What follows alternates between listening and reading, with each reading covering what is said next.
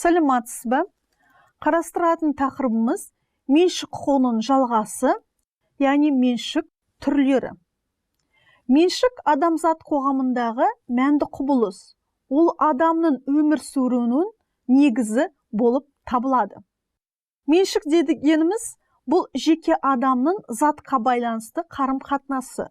Сондай-ақ меншік заң бойынша қорғалады.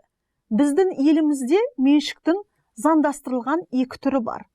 Жеке меншік және мемлекеттік меншік. Қазақстан Республикасының Конституциясына сәйкес олар бірдей мойындалады және қорғалады. Жеке меншік бұл азаматтардың және мемлекеттік емес заңды тұлғалар мен олардың бірлестіктерінің меншігі. Жеке меншіктің пайда болуы ежелгі Грекия, ежелгі Рим, тағы да басқа сол сияқты мемлекеттердің қалыптасу мен даму бағыттарын айқындады.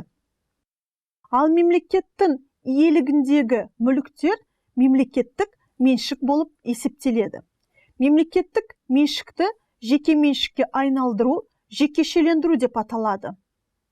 Мемлекеттік меншік құқығы дегеніміз мемлекеттің заң актілерімен танылған және қорғалатын өзіне тиесілі мүлікті өз қалауы бойынша иемдену, пайдалану және оған билік ету құқығы.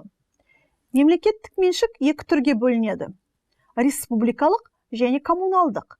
Басты айырмашылығы қандай бюджеттен қаржыландырылады. Республикалық бюджеттен, коммуналдық жергілікті бюджеттен қаржыландырылады. Ал жеке меншік екіге бөлінеді. Үлестік меншік және ортақ меншік. Назарларыңызға рахмет, сау болыңыздар.